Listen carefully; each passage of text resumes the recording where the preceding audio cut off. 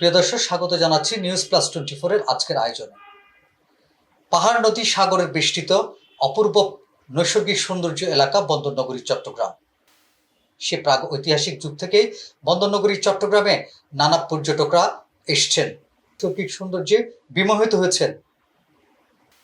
বন্দরনগরী চট্টগ্রামের সে প্রাকৃতিক সৌন্দর্য এখন হারাতে বসেছে।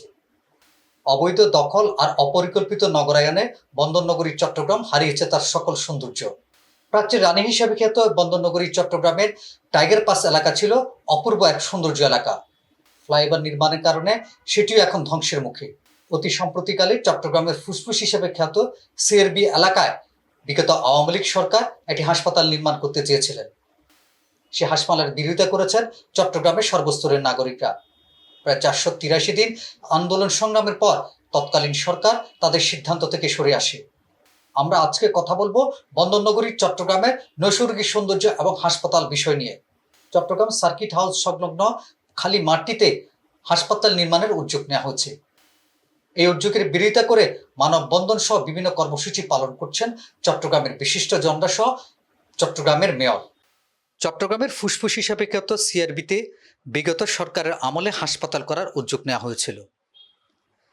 দলমত নির্বিশেষে চট্টগ্রামের সর্বস্তর নাগরিকদের প্রায় 483 দিন আন্দোলনের মুখে 2022 সালের 5 নভেম্বর তৎকালীন আওয়ামী লীগ সরকার সিআরবিতে হাসপাতাল নির্মাণের সিদ্ধান্ত থেকে সরে আসে।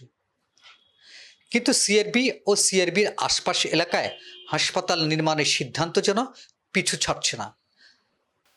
এবার চট্টগ্রাম সার্কিট হাউস সংলগ্ন খালি মাঠে হাসপাতাল নির্মাণের বিরুদ্ধে প্রতিবাদে নেমেছেন চট্টগ্রামের বিশিষ্ট জনরা, সাথে যোগ দিয়েছেন চট্টগ্রামের মেয়রও। বিকল্প হিসেবে চট্টগ্রামের কালুরঘাটে হাসপাতাল নির্মাণের প্রস্তাব দিয়েছেন চট্টগ্রামের মেয়র। বলেছেন, প্রয়োজনে সিটি কর্পোরেশনের পক্ষ থেকে ওই হাসপাতাল নির্মাণের জন্য জমি দেওয়া হবে, আর খালি মাঠটিকে গ্রিন পার্ক হিসেবে তিনি নির্মাণ করতে চান। আমার কালুরঘাটে 9 একর জায়গা আছে, আপনি ওই 9 একর জায়গা নিয়ে ওইখানে হসপিটাল করুন, আমাকে এই জায়গাটা দিয়ে দিন, আমি সবুজ পার্ক করবো। ঠিক আছে, আমি আপনাদের প্রস্তাব দিচ্ছি, এটা চেয়ে আর ভালো প্রস্তাব হতে পারে না।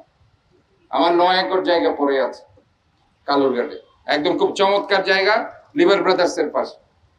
সেখানে আসলে অবহেলিত মানুষজন, ওই জায়গায় আপনারা হসপিটাল করলে ওই জনের মানুষজন অনেক সময়, এইখানে এত হসপিটাল, এখানে চিটাগাং মেডিকেল কলেজ, এখানে আশেপাশে এত প্রাইভেট হসপিটাল, এখানে রেলওয়ে হসপিটাল, কাজে এখানে আসলে হসপিটালের আসলে কোনো প্রয়োজন নেই। হসপিটাল করতে হলে আপনাদেরকে ওই কালুরঘাট এলাকায়, ওইখানে আসলে মানুষজন অবহেলিত, ওই জায়গায় আপনারা একটা বড় হসপিটাল দরকার আছে।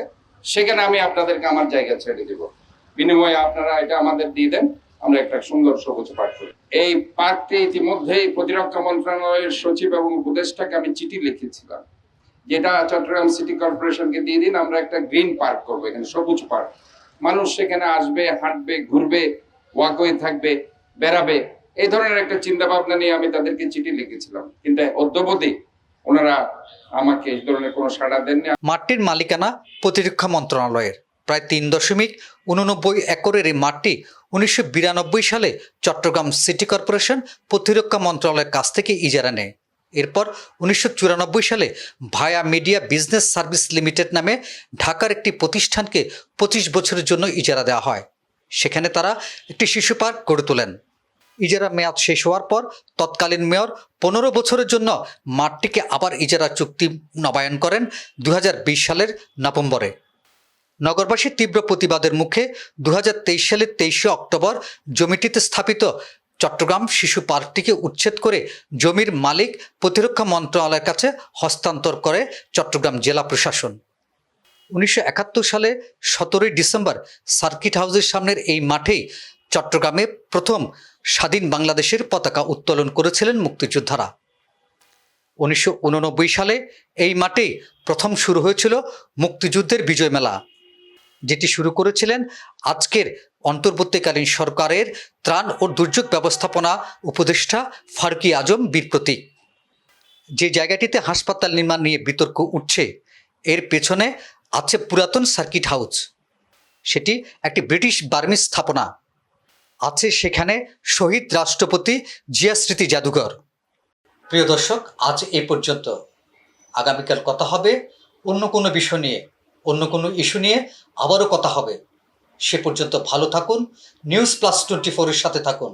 সাবস্ক্রাইব করুন নিউজ প্লাস 24।